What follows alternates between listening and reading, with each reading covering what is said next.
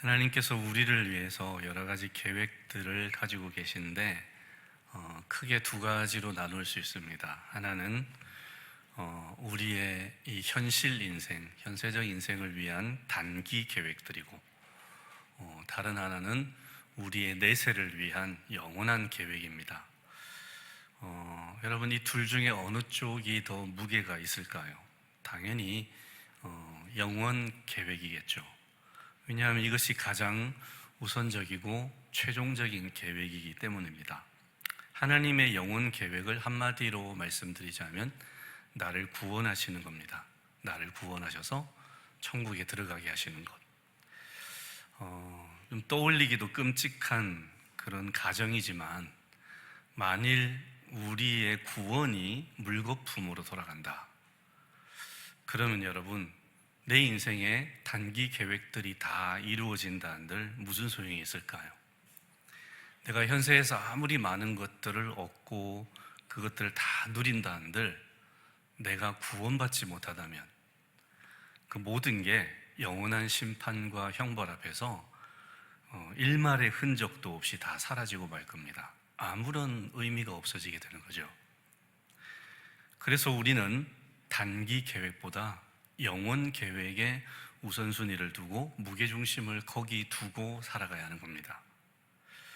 자, 그렇다면 영원 계획에 무게중심을 둔다, 이건 어떤 의미냐? 쉽게 말하면 이런 겁니다. 만일 하나님께서 오늘 나를 부르신다면 나는 천국에 갈 수 있을까? 그리고 하나님 앞에 내가 칭찬과 상급 받을 수 있을까? 그러니까 늘 이 질문을 염두에 두고 이 질문에 답하기 위해서 살아가는 것이 영원 계획에 염두를 둔 삶입니다. 자, 사탄이 하는 짓이 뭐냐? 우리 머릿속에서 이 질문을 지워버리는 거예요. 우리가 세상 것에 푹 빠지게 해서 이 질문을 아예 생각조차 안 하고 살아가게 만드는 겁니다.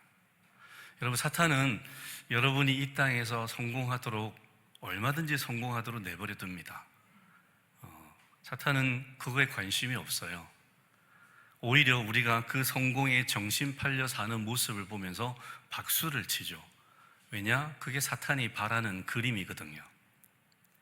사탄의 전략적 목적은 딱 하나입니다. 우리 성도의 영원한 운명을 망치는 거예요. 우리가 영생 얻지 못하게 만드는 거예요. 그래서 성도로 하여금 영혼에 집중하지 못하도록 온갖 방해 공작을 다 펼칩니다. 현세에서는 마음껏 누리고 살라는 거예요. 마음껏 성공하라는 거예요. 하고 싶은 거 다 하라는 거예요. 대신 영혼에만 신경 안 쓰면 된다. 영혼에 관심 없이 살면 된다. 이게 사탄이 바라는 바입니다. 어쩌면 오늘 우리가 이 전략에 휘말려 있을지도 모릅니다. 그래서 우리가 혹시라도 지금 내가 하나님의 영원 계획을 소홀히 하고 있지 않는지 한번 주의 깊게 살펴볼 필요가 있습니다.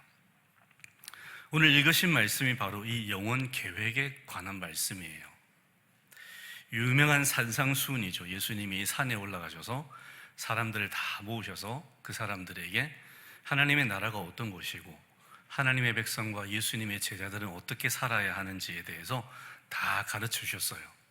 그 다음에 결론을 내리십니다. 결론부가 오늘 읽은 말씀이에요. 이 가르침대로 행할 것이냐 행하지 않느냐, 거기에 따라서 천국에 들어갈 수 있고 천국에 들어가지 못한다라고 엄중하게 경고하십니다. 자, 그래서 먼저 21절, 22절, 2절에서 주님이 천국에 들어가지 못할 자들이 누구인지 알려주세요. 첫째, 나더러 주여 주여 하는 자가 다 천국에 들어간다? 들어가지 못한다라고 말씀해요. 여러분, 우리가 알고 있는 진리, 교리의 진리는 우리가 성령님의 일하심을 통해서 거듭나서 예수 그리스도를 주라 고백하면 다 구원받는다, 천국 간다, 우리 이렇게 믿고 있잖아요. 근데 주님이 지금 뭐라고 말씀하시냐면 네가 나를 주라 주라 부른다 해도 네가 천국에 간다는 보장이 없다라고 말씀하시는 거예요. 어떻게 보면 이 진리를 부정하시는 것 같은데, 사실은 부정이 아닙니다. 분별하시는 거죠. 복음을 머리로만 이해하고 입술로만 주님을 찾는 껍데기 신앙을 경계하신 것입니다. 너의 신앙이 진짜 신앙이냐, 살아있는 신앙이냐, 아니면 믿는 척만 하는 그런 껍데기 신앙이냐, 그거를 분별하시는 거예요. 입술로만 주로 고백한다는 것은 사실은 거듭나지 않은 것입니다. 그렇기 때문에 입으로는 주여 그러지만 실제 삶으로 들어가 보면 그분은 주님을 주인으로 모시지 않습니다. 자기가 여전히 주인이죠. 교회 출석하고 예배 드리고 찬송도 부르지만 진리의 말씀대로 살아보려는 몸부림이 전혀 없는 분, 여전히 자기 마음대로 살기 바쁘고 자기 욕망대로 살기 바쁜 분들, 그분들은 거듭나지 않았다는 거예요. 여러분, 진정으로 거듭나서 예수님을 인격적으로 만난 경험이 있고 그분을 진짜 주님이라고 고백하는 성도는 예수님을 삶 속에서도 자기 주인으로 모십니다.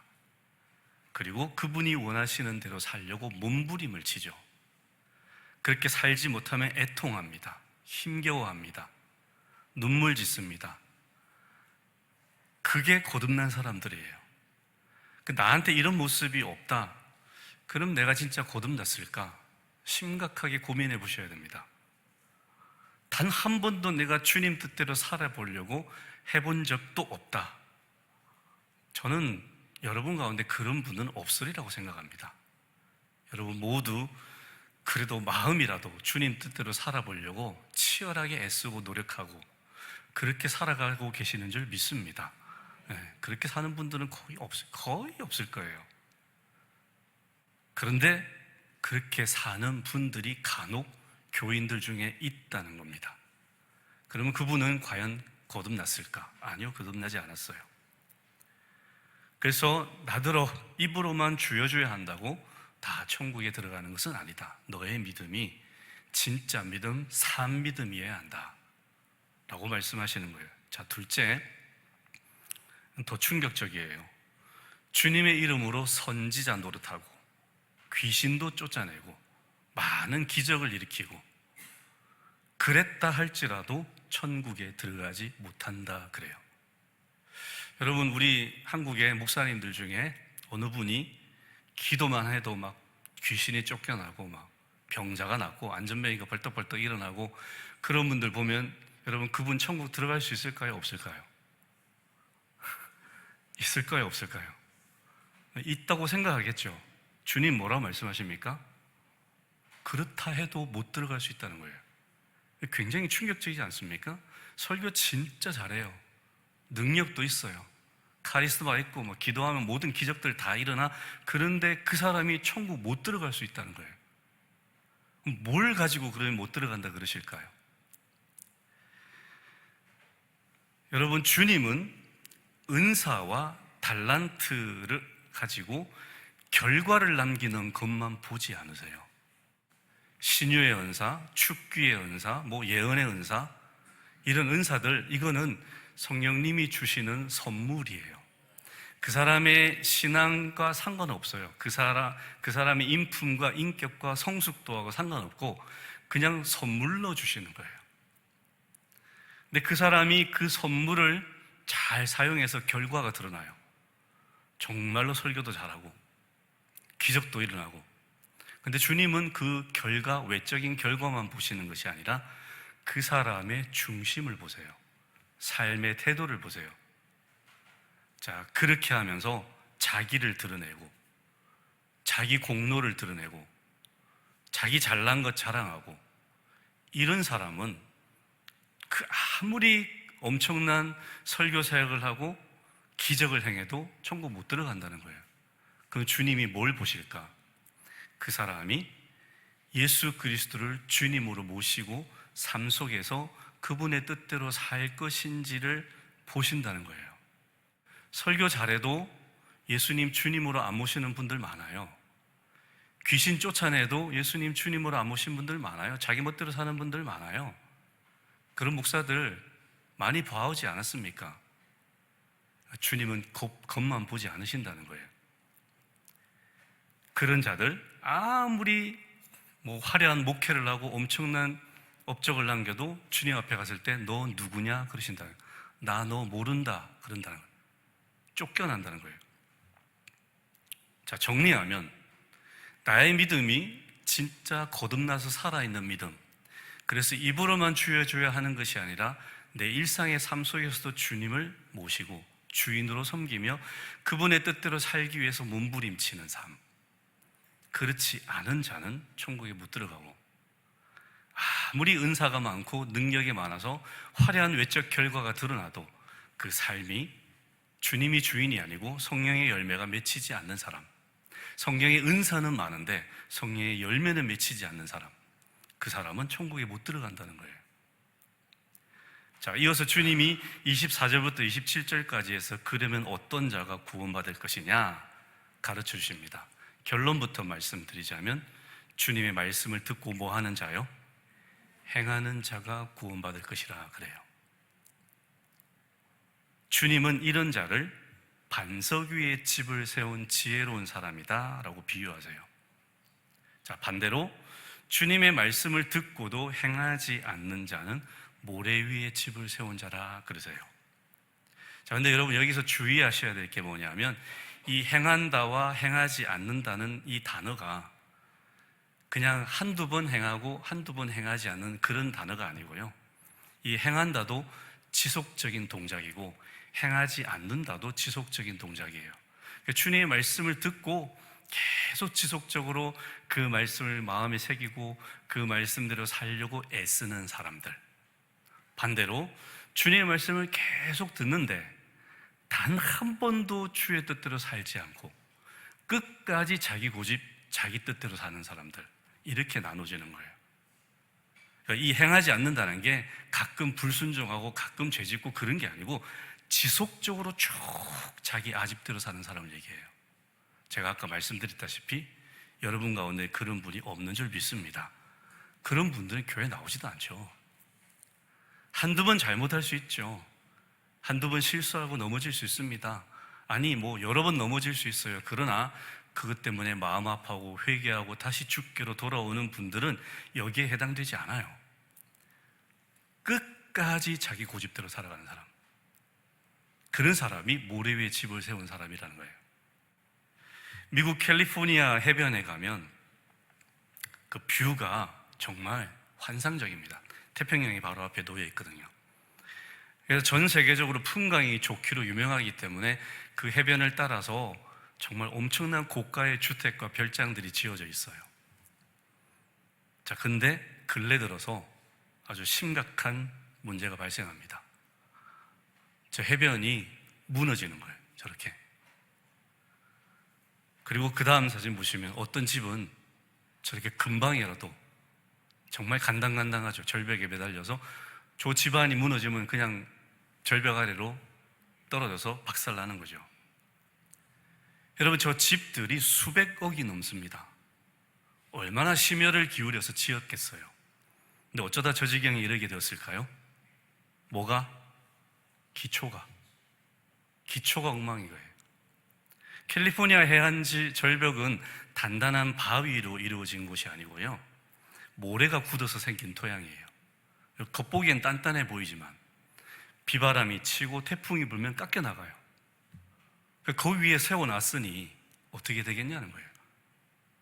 집안이 견디지 못하고 무너져 내리면서 이제 그 집들이 다 이제 반토막이 나고 때로는 절벽 아래 추락해서 박살이 나는 거죠. 여러분, 아무리 거금을 들여서 지은 화려한 집이라 할지라도 기초 튼튼하지 않으면 결국 이런 치명적인 결과를 맞게 되는 거예요. 주님이 지금 우리의 신앙생활을 이 집 짓는 과정에 비유하십니다. 집 짓는 기초가 두 개 나오죠. 하나는 반석이고 다른 하나는 뭐죠? 모래. 여러분, 상식적으로 모래 위에 집 짓는 사람이 있을까요, 없을까요? 없습니다. 어떻게 모래 위에 집을 짓습니까? 주님이 말씀하신 이 모래라는 토양이 그냥 우리가 생각하는 모래바닥이 아니고요, 이스라엘에 특별한 토양이 있어요. 사진을 한번 보시면 이스라엘에는 건기 동안 물이 바짝 말라서 저렇게 바닥이 다 드러나요. 편편해 보이고 탄탄해 보이는 자갈밭처럼 보이는 곳이 드러나요. 눌러보면 단단해요. 왜냐하면 저기에 점토 성분이 많이 포함되어 있어요. 그래서 건기에 뜨거운 태양빛에 이 점토가 말라서 여러분 그 진흙 덩어리 밖에 두면 단단해지잖아요. 그죠? 저 땅이 그런 땅이에요. 모래도 섞여 있고 자갈도 섞여 있고 점토도 섞여 있어서 단단해 보여요. 건기 때는. 그래서 눌러보고 여기 집 지어도 되겠네 라고 생각하는 거예요. 저기에 집 짓기는 쉬워요. 기초 작업할 필요 없고 그냥 세우면 되니까. 별로 힘들이지 않고 저곳에 집을 세울 수가 있습니다. 문제가 뭐냐면 비가 오지 않을 때는 그럴싸해요. 근데 이스라엘은 우기가 있거든요. 건기만 있는 게 아니고 몇 개월 동안 비가 오는 우기가 있어요. 우기가 되면 어떻게 되냐? 사진 한번 보시면요, 저곳에 저렇게 물이 흐릅니다. 엄청난 폭우가 흐르는 거예요. 그러면 이제 그 점토 성분이 어떻게 될까요? 물에 녹겠죠. 그럼 기초가 흐물흐물해질 거 아니에요. 그럼 집이 통째로 쓸려가는 거예요. 그래서 모래 위에 세운 집이 위험하다는 거예요. 저렇게 비바람이 치고 홍수가 오면 기초부터 휩쓸려 무너져 내려가는 거예요. 실제로 1991년 8월 28일에 이스라엘에 이런 일이 있었습니다. 예루살렘 교회 탈피오트라는 지역에서 아파트 단지 3분의 1이 붕괴되었어요. 당국에서 조사를 했더니 아니나 다를까 저 점토 성분 위에 세운 거예요. 근데 그 지하 하수구에서 물이 새니까 그 점토 성분이 녹은 거죠. 집안 침하되어서 아파트 단지가 3분의 1이 무너진 거예요. 다행히 사람이 인명피해가 없어서 다행인데, 그래서 건축주가 엄청난 벌금을 받았습니다. 우리 인생도 이와 같다는 거예요. 우리도 겉보기에 야 여기 세우면 되겠다, 우리 인생이 그럴 때가 있어요. 여러분 생각하기에 여기 세우면 되겠다라는 것이 뭐가 있을까요? 돈, 내 성공, 내 능력, 내가 가진 배경, 여기 세우면 될 것 같죠. 사람들이 다 그렇게 생각합니다. 이 위에 세우면 내 집은 든든하겠지. 그러나 인생의 거센 비바람이 몰아치고 더 결정적으로 종말의 날에 하나님의 심판이라는 홍수가 밀어닥칠 때 그 집은 뿌리채, 기초채 다 휩쓸려 가버립니다. 다 무너져요. 물질 위에 세운 집, 세속적 성공 위에 세운 집, 세상의 그 유한한 가치관 위에 세운 집, 자신의 고집과 아집과 탐욕 위에 세운 집, 이런 집들은 모래 위에 세운 집이고요, 종말 홍수 때 그대로 무너집니다. 자, 반면에 반석, 예수님 말씀하신 반석은 말 그대로 암석지대예요. 단단한 안반지대. 아까 여러분 그 점토층을 보았죠. 그 점토층에서 땅을 계속 파고 들어가야 반석이 나와요. 근데 최대 3m를 파고 들어가야 돼요. 3m 요즘 포크레인 불러서 파면 금방 파요. 근데 그때 포크레인이 어디 있습니까? 예수님 시대에. 사람 손으로 파거나 삽으로 파야 되는데 삽이라고 제대로 낸 삽이 있었겠어요? 아까 말씀드렸지만 그 점토층이 햇빛을 받아서 단단합니다. 잘 안 파져요. 그걸 3m를 파내려가려면 엄청나게 힘듭니다.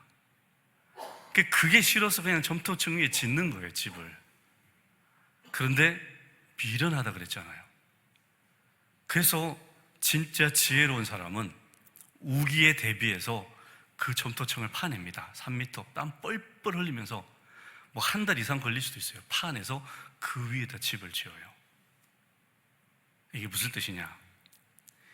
예수님을, 그분의 말씀을 인생의 반석으로 삼고 그것에 입각해서 살아가는 삶, 그 삶을 살아야 되는데 그 삶이 결코 쉽지 않다는 겁니다.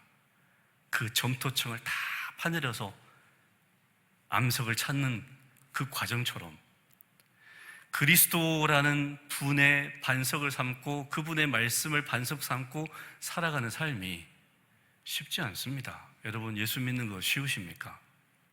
어려우시잖아요. 때로는 조롱받기도 하고, 때로는 핍박받기도 하고, 때로는 내가 신앙의 정도를 지키기 위해서 현실적인 불이익을 당해야 될 때도 있습니다.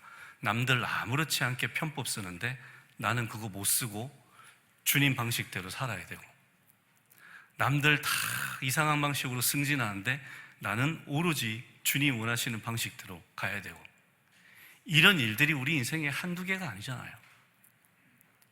여러분, 다니엘을 봅시다. 다니엘이 바벨론의 느부갓네살 왕이 주었던 그 공급했던 그 기름진 음식들, 그냥 그거 먹으면 얼마나 편합니까? 근데 그거 먹는 게 말씀에 어긋나니까 안 먹잖아요. 안 먹습니다. 그거 안 먹으면 자기가 죽을 수 있어요. 왕명을 거역해서. 근데 안 먹습니다. 나 외에 다른 신에게 기도하면 사자굴에 던지겠다. 사자굴에 던져지잖아요. 죽으면 죽으리라. 그게 반석 위에 집을 세우는 과정이에요.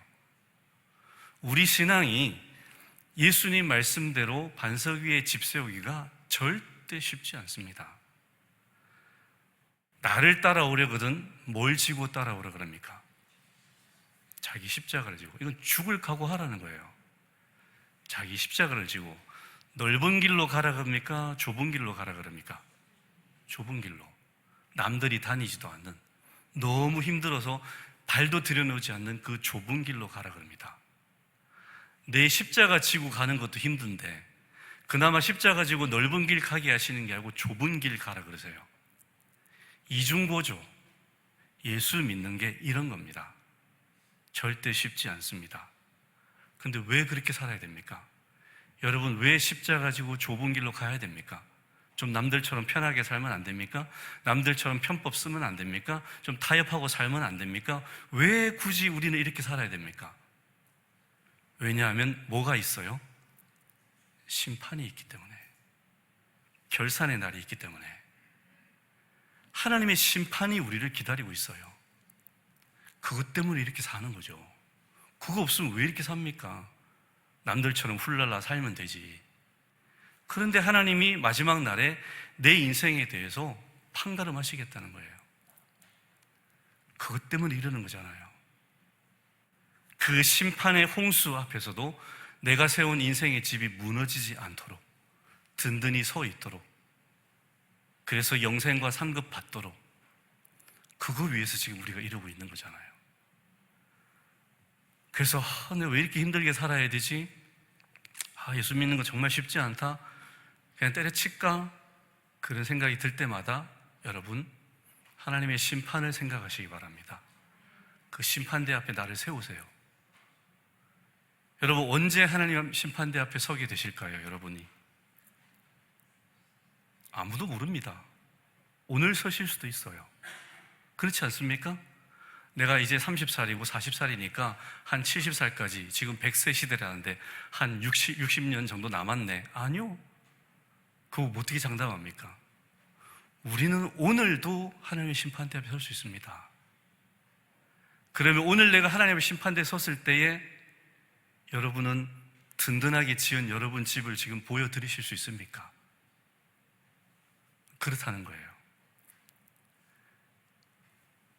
그래서 우리가 긴장하고 영적 경각심을 가져야 되는 이유가 뭐냐면, 내가 지금이라도 하나님의 심판대 앞에 설 수 있게 되기 때문입니다.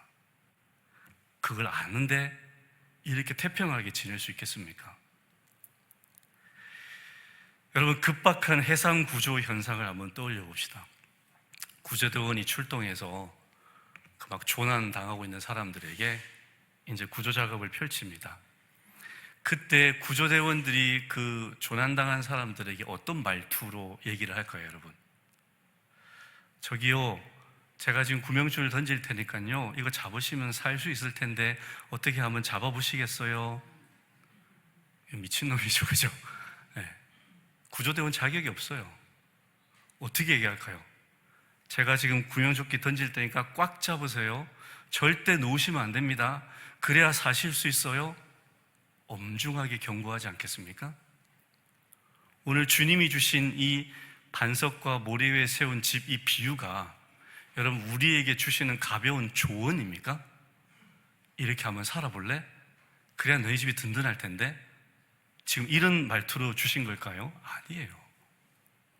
정말 엄중한 경고입니다. 그래서 우리도 이 말씀을 진짜 진지하고 엄중하게 받아들여야 돼요. 왜냐, 이 말씀에 내 영혼의 운명이 갈리기 때문에. 100년짜리가 아니에요. 영혼의 운명이 걸려 있어요. 근데 어떻게 이 말씀을 가볍게 듣겠어요? 여러분, 어떤 분들은 모태신앙도 계실 것이고, 어떤 분들은 중간에 믿으신 분도 있을 것이고, 그래서 수십 년, 평생 믿어오신 분들이 있을 것이고, 한 10년, 20년, 짧게는 2, 3년 이렇게 믿은 분들도 계실 거예요. 자, 그러면 이제 오래 믿으신 분들에게 한번 여쭤보겠습니다. 여러분, 오랫동안 신앙생활 하셨는데 지금 여태까지 여러분이 세우신 집들은 지금 건축 공정이 어느 정도까지 진행되었습니까? 벽은 다 세워지셨습니까? 지붕은 세우셨습니까? 미장 작업 다 끝나셨습니까? 그 안에 인테리어 잘 돼 있으십니까? 완공이 되어 가십니까? 한번 생각해 보십시오. 내가 수십 년 동안 예수 믿고 이 집을 세워왔는데 내 집은 과연 지금 완공되어 가고 있을까? 주님이 오늘 땡 종치면 나는 주님 앞에 어떤 집을 보여드릴 수 있을까? 이거 한번 깊이 생각해 보셔야 됩니다. 부디 여러분, 저와 여러분의 집이 거의 완공도 되지 않고 벽돌 한 장 올라가 있지 않고 그냥 공사 처음 할 때처럼 거의 폐허처럼 그렇게 된 집이 아니기를 간절히 바랍니다. 주님 오실 날이 얼마 남지 않았고, 그건 둘째치고 내가 주님께 갈 날도 얼마 남지 않았고, 언제 내가 주님 앞에 갈지도 모르는 인생을 살아가는 게 우리들입니다. 아직도 집 지을 시간 많겠지. 아니요. 아까도 말씀드렸잖아요. 오늘 주님이 부르시면 공사 끝입니다. 긴장되지 않으십니까, 여러분? 과연 나는 주님 앞에 어떤 집을 보여드리게 될까?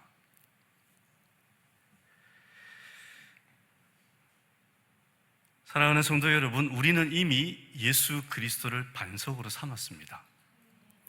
여러분의 기초는 이미 예수 그리스도 반석 위에 있는 줄 믿습니다. 이게 너무 감사한 거죠. 안 그랬으면 통째로 기초까지 다 떠내려갔을 텐데 우리는 그래도 예수 그리스도를 반석 삼고 있어요. 집은 엉망진창으로 짓는 건 둘째치고 반석은 예수 그리스도에 있어요. 이것만으로도 너무 감사한 일입니다. 왜냐하면 사도 바울이 그렇게 얘기했거든요. 여러분은 예수 그리스도는 반석 위에 공적의 집을 쌓는 분들이다. 그래요. 근데 그 집 쌓는 재료가 어떤 분들은 나무나 짚이고, 어떤 분들은 돌이고, 어떤 분들은 금과 은으로 쌓는다 그래요. 자, 종말 심판 때 하나님 불로 확 지릅니다. 자, 그래서 나무와 짚으로 쌓은 집은 어떻게 될까요? 다 타서 없어집니다. 그나마 돌 남아있겠죠. 금과 은으로 쓴 집도 칭찬받겠죠. 자, 나무나 짚으로 집을 세워서 싹 다 불타 없어진 그분은 어떻게 될까요? 천국에 들어갈까요? 못 들어갈까요? 어떤 구원을 받는다 그래요? 부끄러운 구원을 받는다 그래요. 감사하죠. 저는 우리가 아무리 바닥을 치고 있어도 어쨌든 우리의 반석이 예수 그리스도이시기 때문에 저와 여러분에게 구원은 확실히 보장되어 있는 줄 믿습니다. 이것만으로도 일단 감사하죠. 그러나 이걸로 안도하시지 마시라는 거예요. 이걸로 다 됐다고 생각하지 마시라는 거예요. 부끄러운 구원을 받는다 그러잖아요. 부끄러운 구원이 아니라 기왕이면 칭찬받는 구원을 받아야죠. 그래서 예수 그리스도의 반석 위에서 우리가 매일의 삶 속에서 그 말씀의 입각에서 살아내려고 몸부림치고 넘어지면 또 회개하고 다시 전진하고 이 삶을 계속 살아가는 것, 그 삶이 천국에 들어갈 수 있는 삶이라는 겁니다. 주님이 원하시는 삶이에요. 부디 저와 여러분이 우리 인생이 다하는 날에, 혹은 주님께서 다시 오시는 그날에 세상의 비바람과 종말의 홍수가 밀어닥쳐도 우리가 세운 집이 견고한 집이 되어서 휩쓸려 가지 않고 든든히 서 있는 그런 집이 될 수 있기를 바랍니다. 주님 오셨을 때 주님 잘 지었죠? 제가 이거 짓느라 애 많이 썼습니다. 주님 저 칭찬 받을 만하죠? 그런 성도가 되셨으면 좋겠어요. 다 휩쓸려 가서 부끄럼 당하지 마시고, 주님 제가 그래도 이마저라도 세우려고 제가 얼마나 애썼는지 주님 아시지 않습니까?